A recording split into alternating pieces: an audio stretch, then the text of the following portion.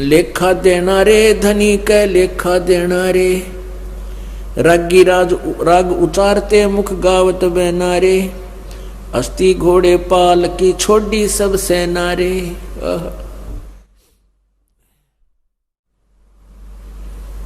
पीछे आपने समाचार पत्रों में पढ़ा था एक दिन कि जो विशेष खबर से आती है, भक्त दास बच्चे मुझे बताते हैं कि आज ऐसी घटना घट गई। एक विशेषकर ऐसी घटनाओं को दास विशेष महत्व देता है, पढ़ता देखता है और फिर याद आती है परमात्मा, यदि हम आपकी शरण में ना होते या दुर्गति हमारी भी होती। समाचार पत्र में आया था कि एक पोलैंड देश का पूरा कैबिनेट यानी प्रधानमंत्री और मंत्री और उसके सारे सपसलार जो उसमें बैठे थे सारे नष्ट हो गए। एक ही जहाज में थे, किसी का शोक व्यक्त करने जा रहे थे और आप भी विनाश को प्राप्त हो गए। उनकी कितनी आशाएं थी, क्या क्या उम्मीदें लगाए बैठे थे, ये करेंगे वो करेंगे, और जो ये करना था वो काम वो उनके याद भी ना आया। तो काल भगवान ने इस जीव को धोखे में रखा हुआ है, इसको इतना चौधरी पका दे है कि बस तू ही है, सब कुछ तू ही करेगा, यूं कर दूंगा, देश का उद्धार कर दूंगा, फलाना कर दूंगा। देश का उद्धार जब होगा जब तू अपना उद्धार की सोचेगा। अपने उद्धार की कहाँ से सोच होगी? सत्संग में आएगा। सत्संग में आने से नेक नीति अंदर उत्पन्न होएगी, दया बनेगी, भगवान से डर बनेगा, फिर वही व्यक्ति अपने देश और क्षेत्र का उद्धार कर सकता है। अन्यथा केवल कहन मात्र सीमित रह जाता है। जो राजा लोग भगवान से डरने वाले होते थे वो कभी अन्याय नहीं करते थे, अपने और पराये में वो अंतर नहीं समझते थे। उनके राज्य में कहते इतना शांति होती थी कि गाय और शेर, बकरी और शेर एक ही स्थान पर जलपान कर लिया करते थे। अर्थात शेर बकरियों को नहीं खाता था, फल आहार करता था। पुण्यात्मा ये बातें सत्य हैं बिल्कुल। तो ऐसे उद्धार भी वही व्यक्ति कर सकता है क्षेत्र का जो स्वयं उद्धार हो। जो स्वयं उद्धार नहीं है फिर तो ये अपना कर्म ही भोग रहे हैं। जैसे परमात्मा कहते हैं अगम निगम को खोज ले, बुद्धि विवेक विचारे, उदय अस्त का राज मिले तो बिन नाम बिगारे। बहुत गहराई से विचार किया करो पुण्यात्मा इस परमात्मा की वाणी पर, तब आपका हृदय इस संसार से हटकर भगवान की तरफ चलेगा। और जिस लाभ को आप स्वयं प्रयत्न से प्राप्त करना चाहते हो वो आपको नहीं मिल रहा, उसको भी परमात्मा ही दिया करता है। जैसे हम कोई कार्य करते हैं, जैसे पहले क्या था, हाथ से आटा पीसा करती थी माई बहनें, और हाथ से ही पशुओं के चारा काटा करते थे। एक मशीन लगी थी जो हाथ से घुमाकर काटते थे, फरसे लगे होते थे। तो अब हमने पावर का कनेक्शन मिल गया, बिजली का, और बिजली से फिर वो कार्य कितना आसान हो गया। जो कार्य पावर कर सकती है, जितनी शीघ्र कर सकती है, वो मैनुअली नहीं कर सकता, नहीं हो सकता इतना। तो ऐसे ही जब हम परमात्मा की शक्ति से कनेक्टेड हो जाएंगे, हमने भगवान की पावर का कनेक्शन मिल जाएगा, ईश्वरीय शक्ति का हमें कनेक्शन मिल जाएगा, फिर हमारे कार्य बहुत आसानी से होंगे, गढ़े गढ़े होंगे। तो क्या बताते हैं कि अगम निगम को खोज ले और बुद्धि विवेक विचार, उदय अस्त का राज मिले तो बिन नाम बिगार। अब इसका एक उदाहरण देते हैं आपको। बेगार किसे कहते हैं? पहले हम सुनते थे, विशेषकर ये 3 व्हीलर से हुआ करते बड़े बड़े, तो वहाँ हमारे गांव से में सड़क बनी ही थी, वहाँ से वो 3 व्हीलर जाते थे, रोहतक या लाखन माजरे तक आते थे। तो उनमें से एक व्यक्ति 3 व्हीलर वाला ना दिख आया उस दिन। तो नेक्स्ट डे उससे दूसरे साथी पूछ रहे थे भी कल क्या बात होगी, तू आया कौन नहीं? तो वो कहने लगा कल मैं बेगार में फंस गया। बेगार क्या होती थी कि पहले पुलिस वालों के पास ये जीप जाप ना होया करती, ये इन्होंने किसी का व्हीकल पकड़ा, 2 डंडे मारे और सारा दिन घुमाए जाते, उसी से तेल डलवाते, उसका डीजल भी वो खुद डालता था, पेट्रोल के होते थे पहले। तो वो कह रहा था भाई 200 रुपये का तो पेट्रोल फूक दिया अपने घर पे, अपनी जेब से 200 रुपये का पेट्रोल लगा उसमें आज तो मेरे ख्याल 20,000 का हो, वो 200 रुपये का जो उस समय खर्च हुआ, 200 रुपये का पेट्रोल लग गया। और सारा दिन इधर उधर, सुबह ले गए पकड़ कर मुझे 4 बजे और शाम को रात के 12 बजे छोड़ा जाके, यानी दौड़ धूपता देश तक घनी चवन्नी घर में आई को ना, घर से ही वो पूंजी और बर्बाद करी, तेल घर अपने जेब से लगाया, उसको बेगार कहा करते थे।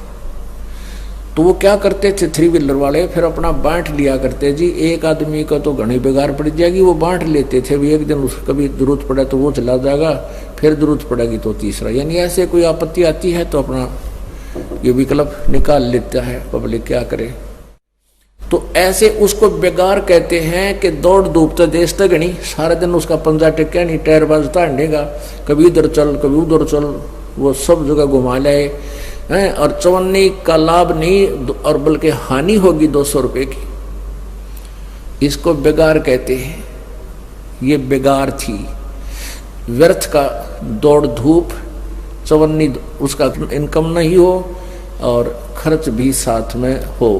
तो ऐसे कहते हैं अगम निगम को खोज ले, वो परमात्मा ऊपर सतलोक जाने वाले मार्ग पर, इस व्यवस्था पर तू एक गहरी नजर से सोच, विवेक के साथ सोच, उदय अस्त का राज मिले। यदि पूरी पृथ्वी का भी तुझे राज्य प्राप्त हो जा तो भी नाम बेगार। बेगार कैसे? राजा यदि भक्ति नहीं करता है, सत्य भक्ति नहीं करता है परम संत से लेकर, तो वो बेगार कर रहा है। बेगार कैसे कर रहा है कि अपने पिछले जन्म के पुण्यों का नष्ट कर रहा है, और जितना बड़ा अक्षेत्र होगा उस राजा के अंतर्गत उतना ही उसकी टेंशन का कारण रहेगा। कहीं पर कोई उपद्रव हो रहा है, कहीं पर सूखा पड़ गया है, कहीं पर फ्लड आ गई है, कोई मंत्री कुछ कर रहा है या दूसरे राजा की चिंता। तो वो राजा आप देखते हो, किसी भी मंत्री, मुख्यमंत्री, प्रधानमंत्री, सारा दिन रेल बनी रहे इनकी, कदे वहाँ चल कदे वहाँ चल, ना जा तो वो अक्षेत्र वाले नाराज हो जा। यानी इतनी टेंशन तो राजा को होती है, किसी को नहीं होती पृथ्वी पे। लेकिन हमने वो ऐसा दिखाया कि जैसे बड़ा ठाठ कर रहा है। ठाठ तो यहाँ ब्रह्मा विष्णु महेश के कोई ना, यहाँ एक पृथ्वी के छोटे से टुकड़े के कोई बन गया, कोई अधिकारी या कोई राजा बन बैठा, सपने में भी सुख नहीं है। तंदर सुखिया कोई न देखा, जो देखा सो दुखिया हो, उदय अस्त की बात करे मन सबका किया विवेका हो। परमात्मा कहते हैं सुख नाम की चीज नहीं है किसी प्राणी को। सुरपति दुखिया भूपति दुखिया, ये रंग दुखी बपरीति हो, कह कबीर और सब दुखिया, एक संत सुखी मन जीती हो। अगर यहाँ भी थोड़ा बहुत सराहत आपको चाहिए तो परमात्मा कबीर जी, परमेश्वर कबीर जी का इस दास के द्वारा उपदेश प्राप्त करके ही होगी, अन्यथा इस पृथ्वी पर वर्तमान में और कोई विकल्प नहीं है। या तो परमेश्वर स्वयं आए थे, या आज इस दास को वो खजाना दिया है जिससे आप भी लाभ प्राप्त कर सकते हो, मोक्ष भी करा सकते हो, और संसारिक जिसको तुम सुख मानते इस झूठे सुख के दूर राहत है, वो भी परमात्मा कबीर जी के इस साधना से, इस मंत्र से जो दास देता है इसी से ही प्राप्त होंगे। तो कितनी प्यारी व्याख्या दी है कि अगम निगम को खोज ले, बुद्धि विवेक विचार, उदय अस्त का राज मिले, तो वे नाम बेगार है। आप तो बहुत साहूकार हैं उन व्यक्तियों से जो अरबपति और खरबपति हैं, जो सत भक्ति से वंचित हैं। वह कहते हैं वह माया तो यही रह जाएगी। जिस माया के लिए, जिन कार कोठियों के लिए वो सारा दिन लगा रहता है, वो माया, उनकी कार कोठी संपत्ति सारी यही रह जाएगी। केवल वो खाकी जाएगा, नौका नो खाली, वो खाकी जाएगा खोखा, जो अपने पुण्य बर्बाद कर गया, नालायक, भक्ति करी नहीं। और फिर आगे क्या होगा उसके साथ। लेखा देना रे धनी कै लेखा देना रे, रागी राग उचारते गावत मुख बहना रे, हस्ती घोड़े पाल की छाड़ी सब सेना रे। और राजा जब दौड़ धूप करता था, 1 मिनट में मृत्यु होगी, ने बोला सारी, कहते हैं कि सब सेना को छोड़कर चला गया। रोकड़ी धरी ढकी रही सब जेवर गहना रे, और फूक दिया मैदान में कुछ लेन न देना रे। रोकड़ी माने जो भी तेरे पास नगद सौदा था, धन था, वो सब वहीं रह गया। और फूक दिया मैदान में कुछ लेन न देना रे, और कुछ लेन दे कुछ नहीं हाथ लगा तेरे। मुग्दर मारे शीश में जमकिंग कर देना रे, उतर चलाता गिर हो जो मर्दक सेना रे। भाई फुल्ला सो कमलात है जो चना सो डेना रे, चित्रगुप्त लेखा लिया जहां कागज पहना रे।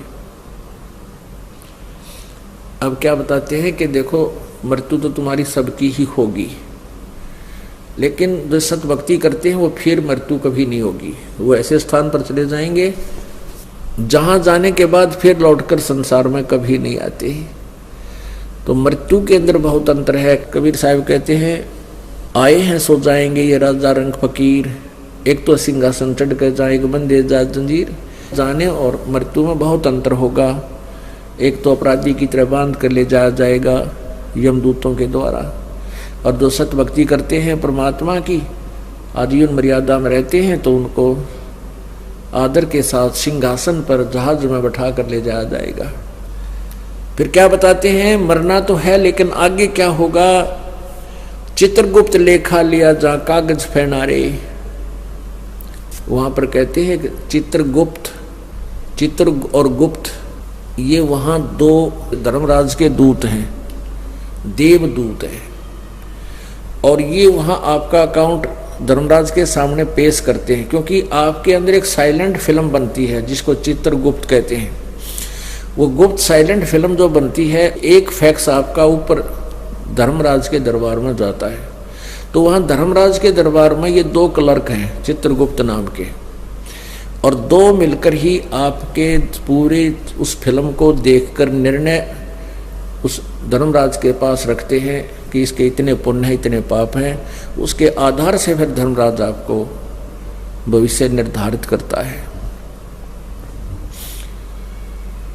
तो यहाँ क्या बताते हैं कि मर तो गया कोई बात नहीं, लेकिन जहाँ चित्रगुप्त लेखा लिया फिर कागज फैना रे, वहाँ तेरे कागज कंप्लीट ना होने से अड़ जाएंगे, अर्थात तेरी बिरान माटी होगी।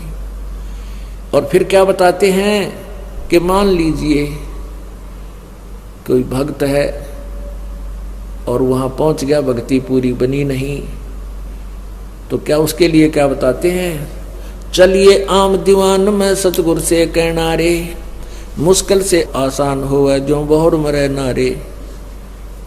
चलिए आम दीवान में, आम खास आम दीवान 2 प्रकार के पहले दरबार लगा करते थे। तो कहते हैं चलिए आम दीवान में, यानी परमात्मा के सच्चे दरबार में जाइए, तेरा वहाँ फिर भक्ति मार्ग बढ़ेगा, सच्ची भक्ति मिलेगी, फिर तेरा जन्म मृत्यु कभी नहीं होगा। बोया अपना सब लोने पकड़ो मन ऐनारे, चरण कमल के ध्यान से छूटे सब फैनारे। प्रानंदनी संग है जाके काम देना रे, गरीबदास फिर आवही जो अजर जरे नारे। अब क्या कहते हैं गरीबदास साहिब जी, कह रहे हैं कि जो अजर जरेंगे नहीं, यानी जिनको पूर्ण विश्वास नहीं होगा जो हम कह रहे हैं, वो व्यक्ति भक्ति करते, हमारी भक्ति करते हुए भी फिर भी आ सकते हैं, जन्म मृत्यु हो सकती है। किनको? गरीबदास फिर आवही जो अजर जरे नारे, जिनको दृढ़ विश्वास नहीं होगा, अजर यानी पक्का और सही, यानी कारण तेरा जरी नहीं आ बात, जरना में विश्वास होना। जिनको पूर्ण विश्वास नहीं हुआ हमारी बातों पर, वो भक्ति भी कर रहे हैं, वो भी वापस आएंगे। यानी सभी मर्यादा पूर्ण करते हुए पूर्ण लाभ प्राप्त किया जाता है।